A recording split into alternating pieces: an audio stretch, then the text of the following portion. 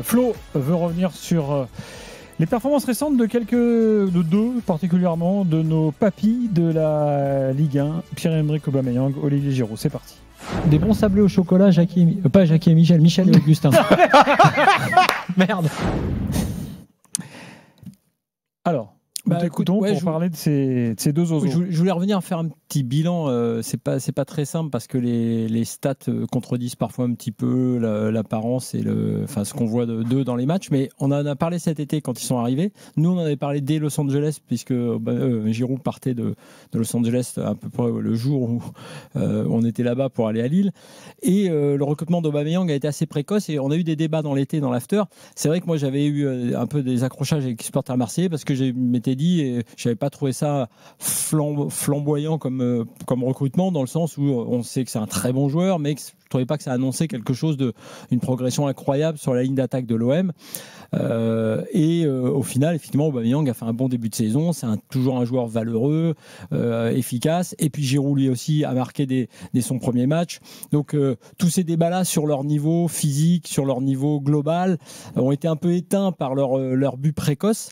Mais à bien y regarder, et c'est un peu pour ça que je voulais faire cet avis, je trouve les papis, les tontons et les darons là, un peu fatigués. Et je trouve que ça se voit un peu dans ce qu'ils font dans leur match et dans ce qu'ils apportent en fait à l'équipe. C'est surtout ça qui à mon avis est important. Et donc je reviens sur un peu cet avis de l'été en disant voilà ce qui me laissait un peu sceptique et voilà ce qui fait que même quand ça marche un peu au début, il faut quand même laisser le temps de voir si ça tient sur la saison et si finalement c'était de si bonnes idées que cela. Alors pour Aubameyang, ses stats lui sont pas mauvaises en termes de buts et de passes D. Je crois que c'est 5 buts et 3 passes D toutes compétitions confondues. Mais quand on regarde un peu plus précisément sur l'apport et sur ne serait-ce que les tirs cadrés par rapport à d'autres attaquants qui ont un nombre de minutes comparable en temps de jeu, par exemple Malik Fofana, puisqu'avec sa blessure il a un temps de jeu qui était réduit aussi, c'est 18 tirs cadrés. Ramos, qui est un bon exemple de joueur de rotation qui joue relativement peu et qui a joué par exemple que 628 minutes en Ligue 1, il a 15 tirs cadrés, là où Aubameyang n'en a que 7. Donc en fait Aubameyang a été d'une efficacité dingue, et on sait que c'est une de ses particularités. C'est un joueur intelligent, c'est un joueur adroit devant le but, tout ça on le sait. Mais la question qui se pose et que moi je me pose, c'est est-ce que ce genre de joueur, dans ce genre de championnat et dans ce genre d'équipe moderne que réclament les entraîneurs aujourd'hui, à savoir avec une participation accrue au jeu, une participation accrue au pressing défensif, est-ce que ce genre de joueur ça peut coller? Je passe à Giroud maintenant, que j'adore. Moi-même j'ai metté à Los Angeles des doutes parce que je n'avais pas évidemment aimé ce qu'il avait fait à Los Angeles. On m'a dit que c'était à cause du système, et effectivement tu vois que dès qu'il arrive qu'il est efficace, qu'il peut marquer des buts, qu'il a de la présence. On se souvient de ce fameux premier match, je crois que c'était contre Brest. Et il marque en fait le 17 août, le 24 août, et je crois qu'il marque son dernier but le 25 septembre contre Brandbergen. Et après, un peu, on a l'impression que ça s'épuise un petit peu. Là, son dernier match où il fait cette passe décisive pour l'adversaire, les regards, les visages, quand tu regardes Aubameyang et Giroud, en gros, je les trouve fatigués. Fatigués dans le sens où aujourd'hui, à des attaquants comme ça, tu demandes tellement autre chose que de juste être à la conclusion que, évidemment, contre certaines équipes, comme pour l'OM contre le Paris FC ou pour Lille contre Brest en début de saison, ça passe. Mais je pense que sur la durée, je ne suis pas certain que ce soit finalement aussi efficace. Et que par exemple à Lille, la bonne pioche c'est sans doute plus Igaman que Giroud qui a 39 ans, et à Marseille, Robinho Vaz avec son faible temps de jeu, c'est aussi c'est assez impressionnant par rapport aux 36 ans d'Aubameyang. Donc je dis pas que c'est pas utile. Je dis pas que c'est pas une catastrophe, au contraire, et y compris pour notre Ligue 1 parce qu'on appelle de nos voeux des joueurs comme ça, mais dans le jeu qu'on réclame, dans l'intensité, dans les replis défensifs, dans tout ce que réclame le jeu moderne, je les ai trouvés un peu fatigués, déjà fatigués alors qu'on est qu'au mois de novembre. Daniel, est-ce que tu es d'accord? Oui, insuffisant, les deux. Je trouve assez difficile en plus à le dire parce que c'est des joueurs qui ont des carrières qui sont respectables.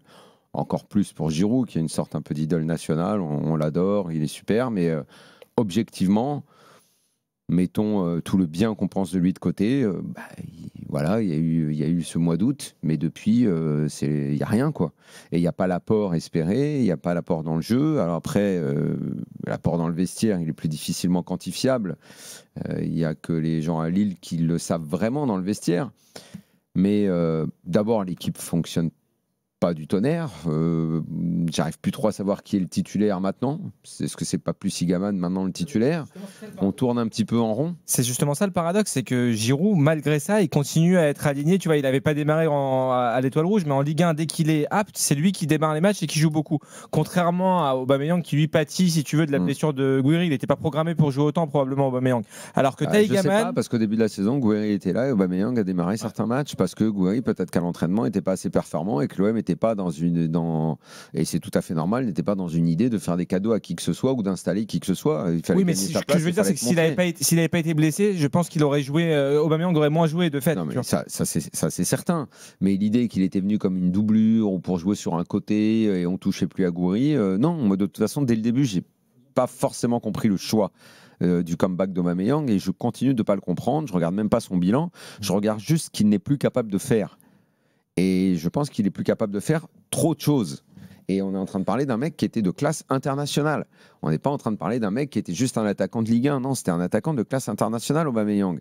Et là, ce qu'il apporte à l'OM, pour moi, c'est insuffisant. Et quant à savoir ce qu'il apporte, pareil, comme la même question que pour Giroud dans le vestiaire, bah, j'en sais rien. Peut-être qu'il aide, certainement. Certainement qu'il aide Vaz. Dans le vestiaire, c'est des mecs je n'en doute pas. Je n'en doute pas qu'il permet à Vaz. Mais quelque part, est-ce tout à fait normal que l'attaquant dont on parle le plus à Marseille, c'est le petit Robinho Vaz. Bon, Gouiri blessé, ok, très bien, on n'y peut rien. Aubameyang pas assez performant, ok.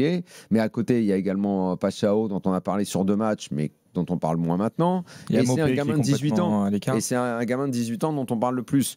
Donc bon, j'écarte tout ça, on revient aux 2 cas juste cités par Flo. Ouais, moi je suis d'accord avec l'analyse. C'est insuffisant et certainement qu'il y a, oui, l'âge et peut-être aussi ce qui est demandé dans le football d'aujourd'hui en club avec les matchs à répétition. Est-ce que c'est pas, à l'inverse, vous n'êtes pas trop exigeant, vous n'étiez pas trop exigeant avec eux? Qu'est-ce que tu veux attendre de ces mecs-là qui arrivent en fin de parcours? J'attends juste les 2-3 occasions dans des matchs importants qu'il n'a pas mis dedans, il fallait les claquer. Hein. C'est vrai qu'il a mangé la feuille sur 2-3 occasions, mais il a quand même des stats honorables. Giroud, c'est pareil. Tu peux pas attendre d'eux. Il a mis quelques passes D en plus. Moi, il n'y a pas de stats honorables. Par exemple, sur Aubameyang, c'est encore plus problématique, je trouve, parce que les occasions, maintenant, c'est tout ce qui lui reste, je pense. Parce que justement, dans tout ce qui ne fait pas, comme dit Daniel, et ce que j'ai évoqué, c'est-à-dire dans la participation au jeu, la fatigue que ça implique, et donc, comme il joue beaucoup, tu l'as dit, peut-être un peu trop par rapport à ce qui était prévu, ça se sent. Là, en revanche, comme devant lui, il reste à droit, et il a des stats effectivement honorables, ces occasions-là qui ont été capitales pour l'OM, ne pas les mettre pour le coup alors que c'est son job et maintenant son unique job, c'est problématique.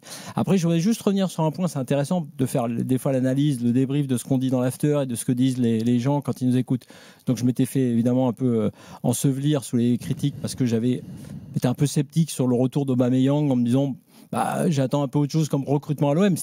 Moi, c'est pas les joueurs en fait que j'ai envie de mettre en cause. C'est plus le choix de faire revenir ces gars-là. Je dis pas que c'est une mauvaise idée puisque j'étais le premier à dire Giroud en Ligue 1 c'est une belle histoire, etc. Et c'est des opportunités de marché à moindre coût. Bien sûr. C'est ça aussi. C'est qu'à Marseille, tu peux pas prendre un mec à 20-30 millions d'euros. T'avais pas les moyens de le faire. Je tape pas déjà sur les joueurs parce que les mecs ils me donnent le max et ils font le maximum.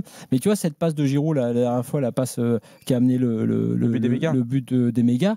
Je pense que c'est une passe qui est liée à manque de lucidité, à la fatigue. Le penalty raté, j'en avais parlé d'ailleurs quand on l'a vu, le penalty raté contre Brest qui va à tout prix tirer à la fin, c'est un penalty raté à cause de la fatigue et de manque de lucidité. C'est des choses que ces gars-là, à qui ça n'arrivait jamais avant. Mais c'est là où je te rejoins et c'est là où je pense que Genesio, contrairement à Deserbi qui lui est peut-être un peu plus contraint, tu vois, quand tu as Egaman, moi je comprends pas qu'il n'ait pas plus de minutes en fait. Ouais, alors sauf que moi j'avais défendu l'idée effectivement il y a pas longtemps de plutôt le faire jouer au début, Giroud quitte à le sortir plus tôt. Ouais, parce que en fait je trouvais plus logique de l'installer dans un début de match plutôt que de le faire rentrer en impact player.